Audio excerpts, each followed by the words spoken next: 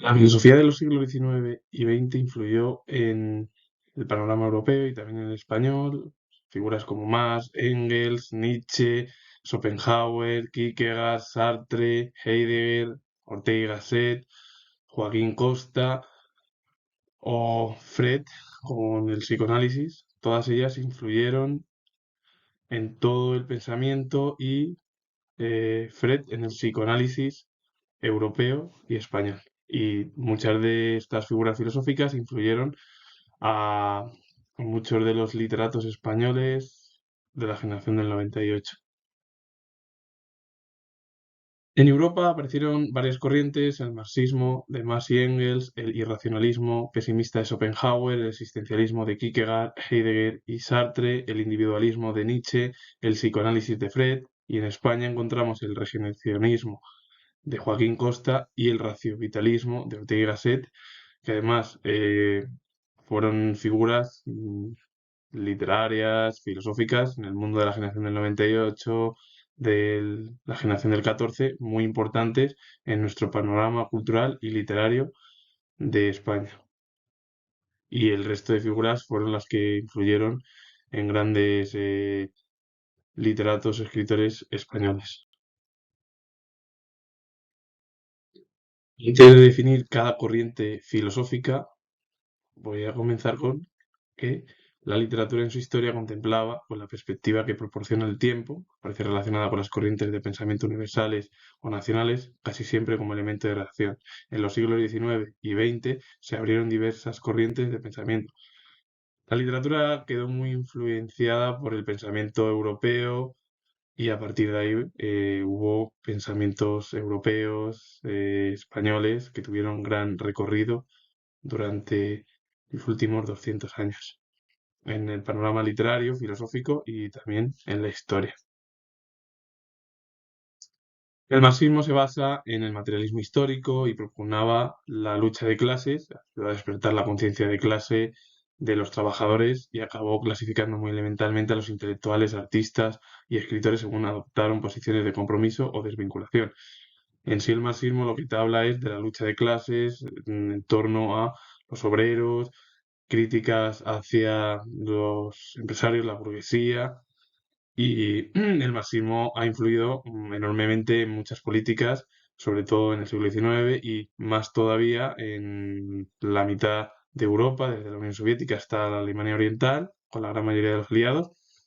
Y luego también influyó en Asia, en África, y bueno, casos, por ejemplo, de África, el caso más conocido es Angola. En Asia es Vietnam del Norte, Corea del Norte, que luego Vietnam se unió y se unificó, y bueno, sigue como el Partido Comunista de Vietnam o China, cuando tras la guerra civil, la cual los comunistas ganaron frente a los nacionalistas, y bueno, la extensión en Laos, Camboya y también experiencias en América Latina como bueno, la experiencia socialista de Salvador Allende o en Cuba con el régimen cubano y el Partido Comunista Cubano.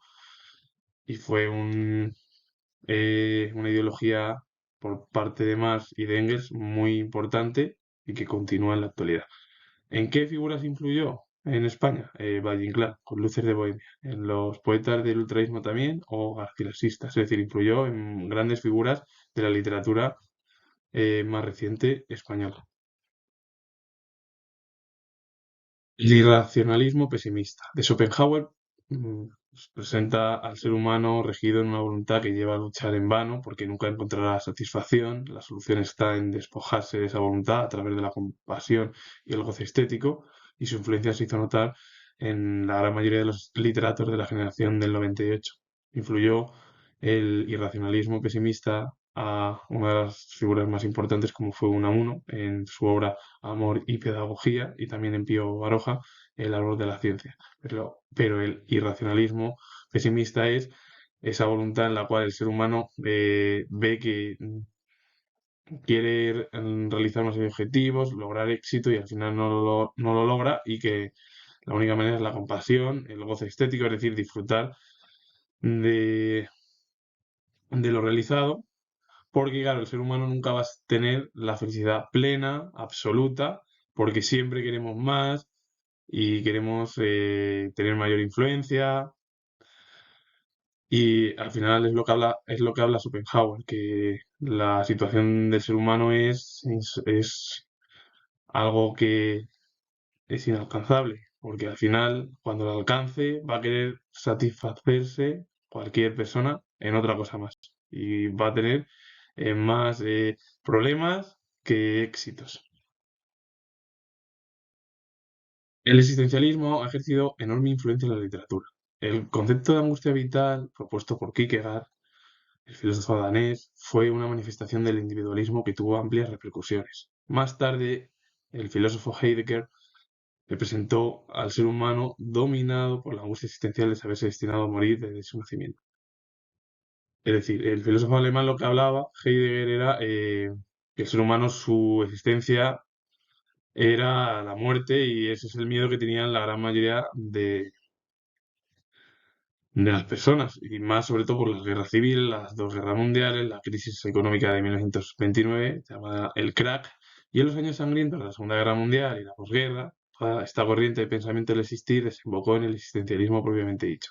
Ante el sentimiento profundo de la limitación del ser humano, Sartre optó por la conciencia atea del absurdo existencial, que el ser humano al final tiene una existencia pues pequeña y que el objetivo al final de estas figuras era el miedo a que el recorrido existencial del ser humano era corto por los problemas en los que vivieron, las guerras civiles, guerras mundiales, la crisis económica. Y al final, claro, para resumir es, Kierkegaard, Heidegger y Sartre hablan de el miedo a la muerte, del existencialismo, hacia dónde va el ser humano. El existencialismo influyó en una de las grandes figuras como fue Unamuno, el teatro del absurdo, poesía de posguerra y el teatro, es decir, influyó en numerosas figuras literarias españolas.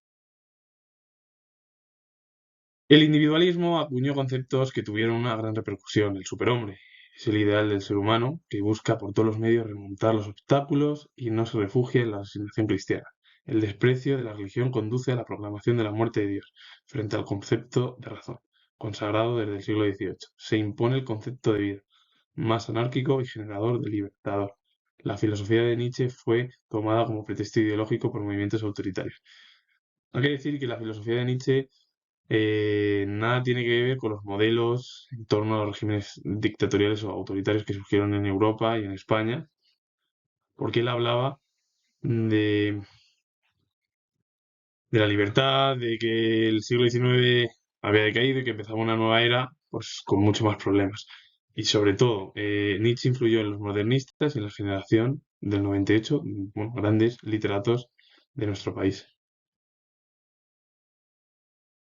La doctrina del psicoanálisis nació como necesidad para investigar el campo del subconsciente. ¿Será posible reproducir la realidad del subconsciente sin que tenga que pasar por el filtro racional de la conciencia? Es algo complicado, pero hay personas que leen la mente y saben dónde se encamina el individuo, es decir, que también figuras dentro del mundo de la psicología, de la psiquiatría, pues es el objetivo al final de entender al ser humano o cualquier individuo de cómo es su camino, si es positivo, si es negativo, todo ello.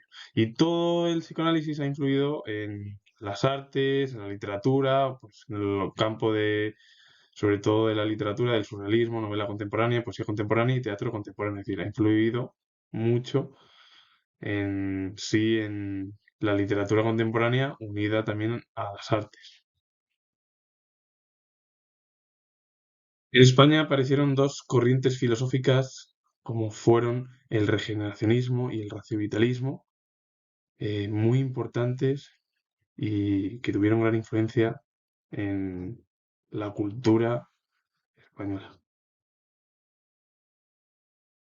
El término regeneracionismo se designó a finales del siglo XIX como cualquier forma de patriotismo constructivo basado en el diseño de las psicologías nacionales que estuvieron tan de moda.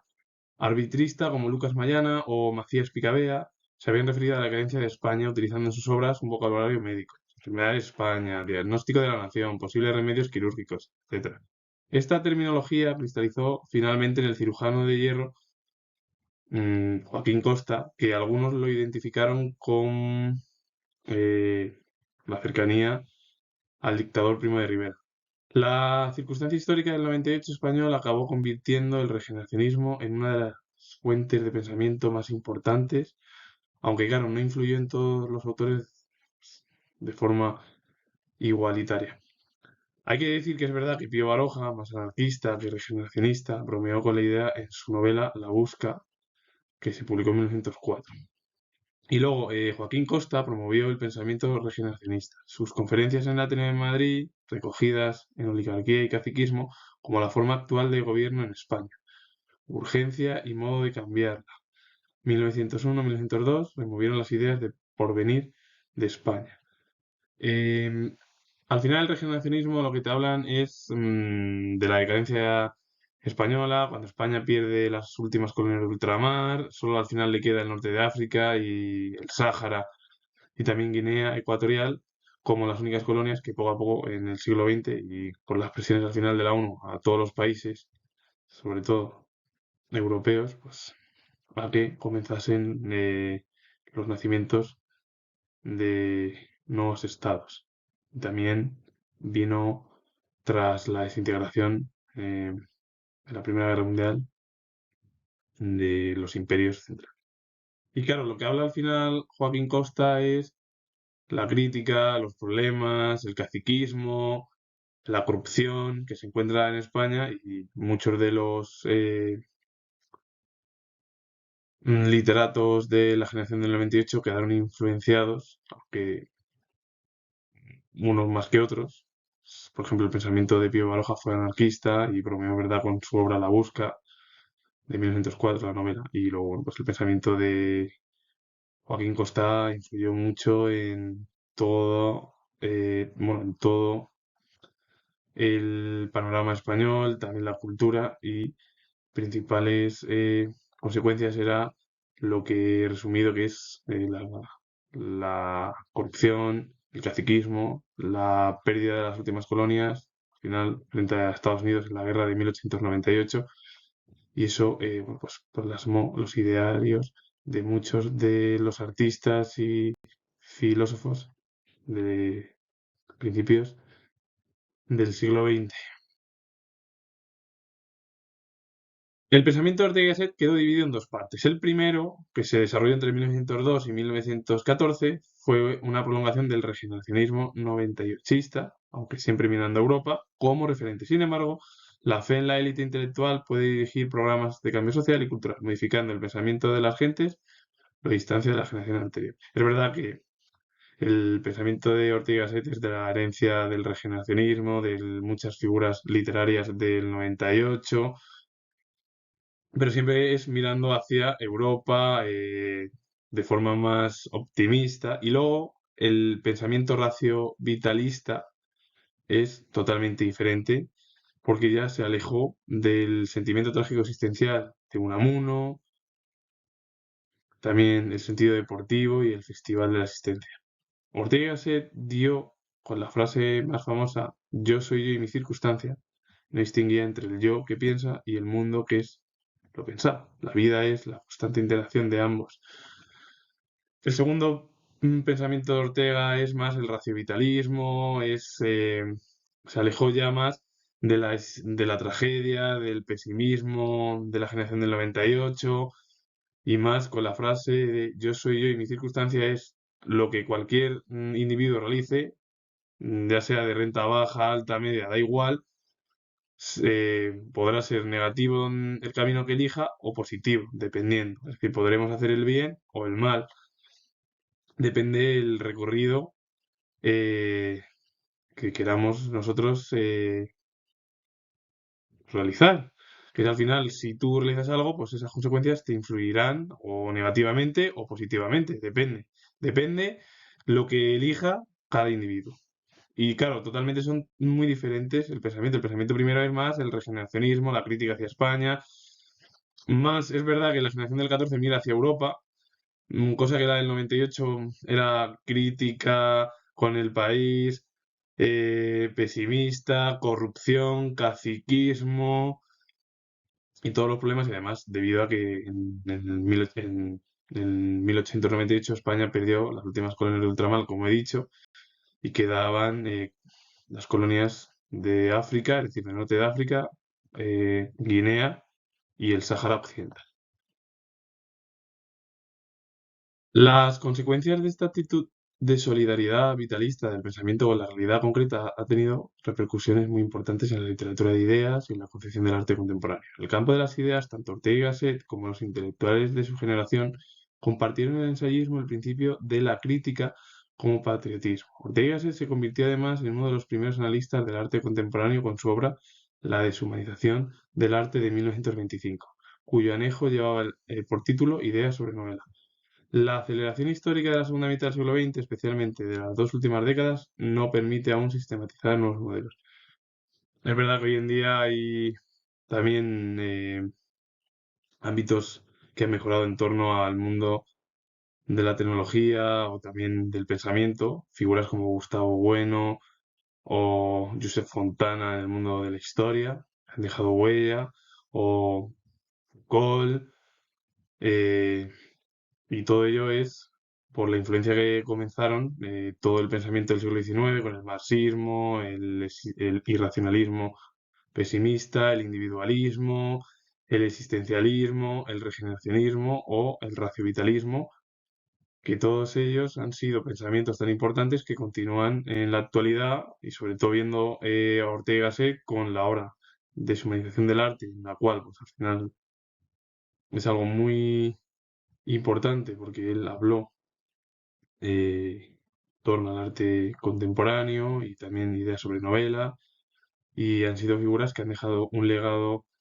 filosófico, literario muy importante, y muchas de ellas continúan siendo como el marxismo en las ideas del comunismo y que continúan bueno, pues, dejando huella y que han sido pensamientos o ideologías importantes bueno, que son historia reciente, actual, y que comenzaron hace 200 años. Y con ello finalizo. Comento que tengo grado de historia y si os ha gustado el recorrido del pensamiento europeo y español, darle a like, suscribiros y poner comentarios. Saludos, adiós.